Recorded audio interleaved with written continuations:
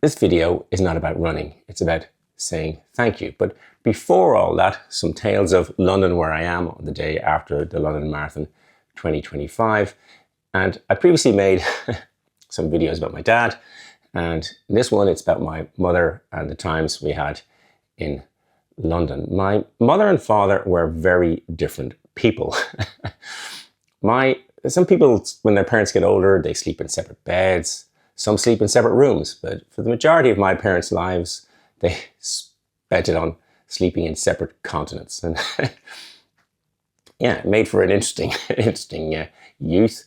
And my parents were so different in so many ways. My dad, if he had a great Monday, he wanted Tuesday to be completely different. He'd seen Monday, there must be an interesting Tuesday. My mother, on the other hand, if she had an interesting Monday, well, she wanted Tuesday to just be the same. If she had a great Monday, why wouldn't Tuesday be exactly the same? And yeah, they're very different people.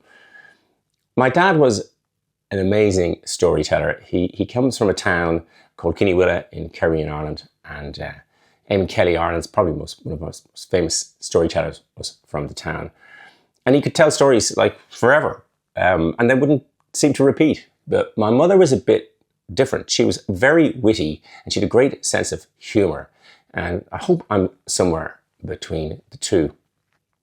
The other thing about my mother was she was unfiltered.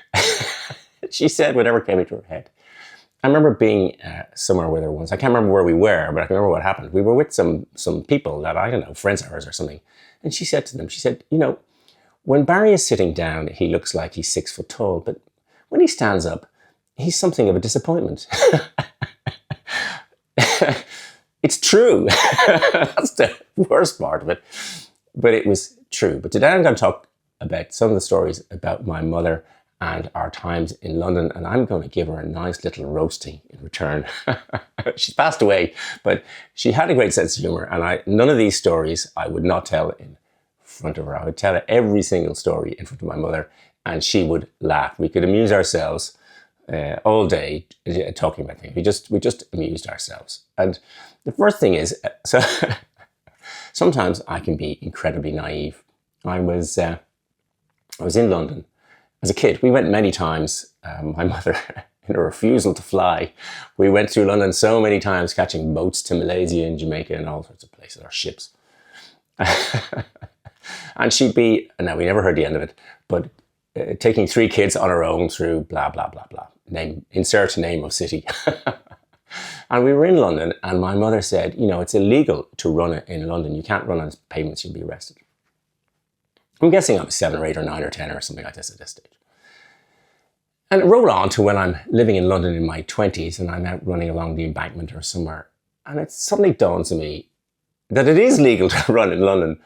Now, my mother has been lying to me all these years. And worse, I hadn't even twigged that my mother would lie to me. This wasn't something that entered my head. And of course, it's legal to run in London, but if you've got kids, it was a really good idea, I think, in some ways, to essentially, you know, stop kids from running away. But she came over when I was here, and she stayed with us with me and the lads in this flat or house in, I don't know, St. John's Hill. We were in St. John's Hill. And I was going to drive her up to the Lake District. We were going to see parts of England that we hadn't seen before. And it was going to be really nice. And I remember we went to the cinema, and I took her to some film with, I've forgotten what it's called, but Andy Garcia was in it, and Richard Gere. And what one of them didn't say he wasn't going to do to the other's wife, well, there was nothing left to the imagination. And I'm staring at the floor thinking, oh gosh. And you're sitting in this cinema with this in front of your mother. Anyway, she seemed to find it very funny. She was slagging me off in front of the guys back in the house about how I'd taken her to a dirty movie, all she wanted, you know. So I took her to the Lake District. And we were up in the Lake District, and we're wandering along. And I was on the inside path, and she was on the outside. And she said, "Oh, you know, you can't be out there." "Yeah, I've got to be on the inside." I said, "Why?" She said, "Because otherwise it'll look like you're offering me for sale." And I said, "Well, who'd buy you?" Anyway, I never ever walked on the inside of the path again with my mother. And we stayed, we had a lovely time. We went around to the Lake District and it was really lovely. Very scenic.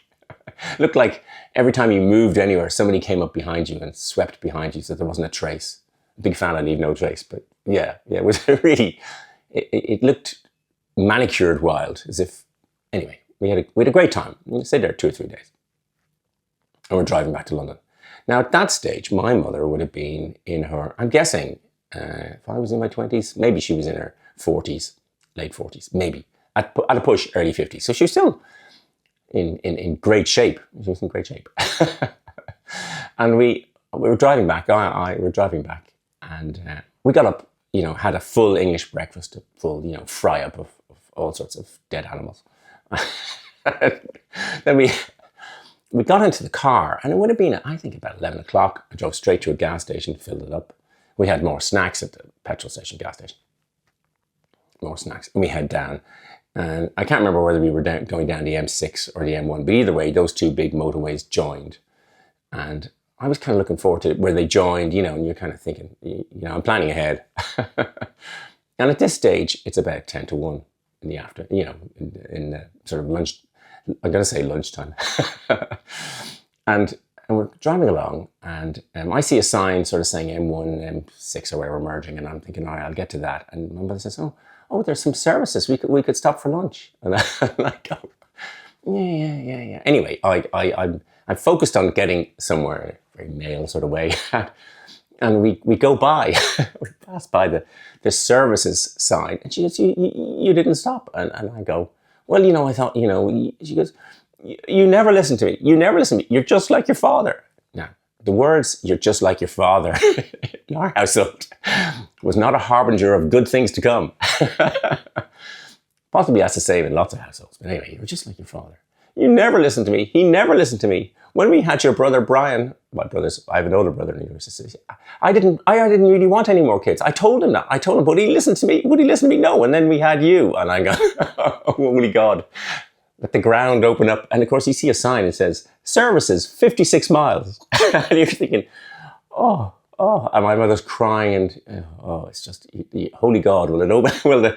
And we're sitting in my little narrow Fiat Uno, practically on top of each other. Anyway, we got our fed.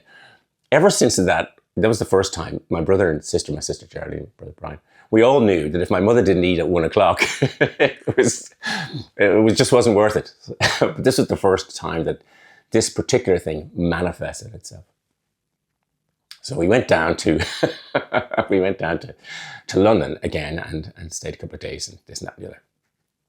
And we were going back, and at that stage I was working in Camden, and we agreed to meet in Delancey Street. I think it was Delancey Street Cafe, I think. And in we went, and we had some coffee and afternoon tea or something like that. And I was going to be driving her to Luton Airport.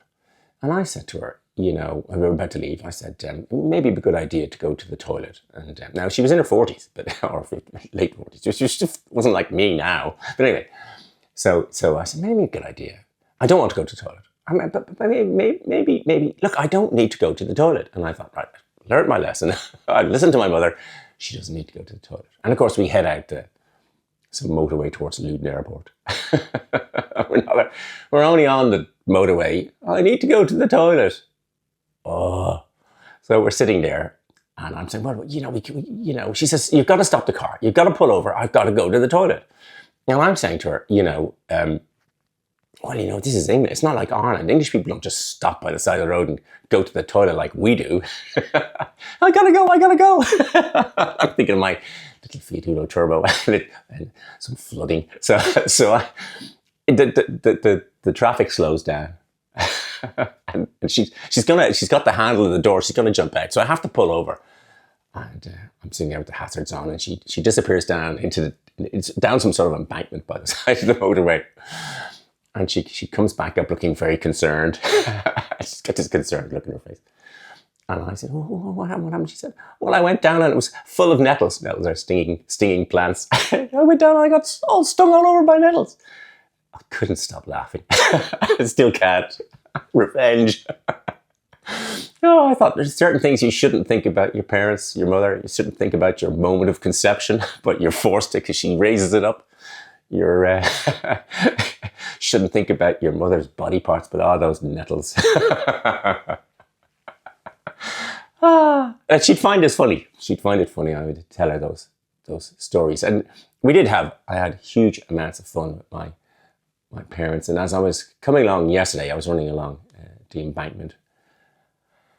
With Chris in the London Marathon, and the support was unbelievable. I mean, really unbelievable. Everybody, I mean, I had my name on my top, and Chris had his name on his top. And because we were running I was a guide runner for Chris. I don't know how many thousands of people shouted our names. A guy ran past me once and tapped me on the back, and it was really nice. And I think Chris was doing me the favor, not the other way around. Chris was helping me get my 6-star medal, which is around here somewhere in my London medal. And I really have a lot of thanks to my parents. I couldn't have done this without my mother or my father. They gave up so much for us. They sacrificed so much stuff, I think, for their own relationship for a start, to ensure we had the best education they could afford and the best life we could have. So, yeah, when we came by Big Ben at the embankment, I was lucky enough I had these big sunglasses, so Chris couldn't see me bawling my eyes out. And we weren't really in the mood for it. We weren't talking hugely because it was a hot day. And anyway, and I wasn't thinking about the end goal, the medal or anything like that. I was just thinking about my parents and all they'd done for me. And then I was thinking about Chris, and luckily enough, I calmed down. I calmed down. And I was thinking about all the fun I've had with Chris. And yeah, when you run a marathon and when you run, I suppose, the number of ones I had to run to get my 6-star, I can't remember, but 14, 15, something like that. All the training, all that hours, you remember all that. And all the sacrifices all sorts of people made so that you could train.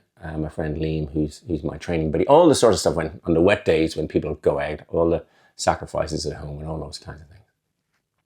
And yeah, you think of all the people who comment on Strava, comment in the race, wish you well, and it was just fantastic. And the people in London, I mean, I was really pleased to run my last major for the moment, to get 6-star medal in London. It was always my aim to finish in London because I lived here for so long. I love it so much.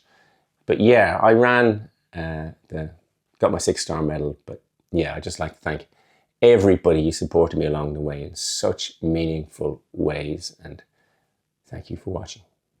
See you in the next one. There will be another.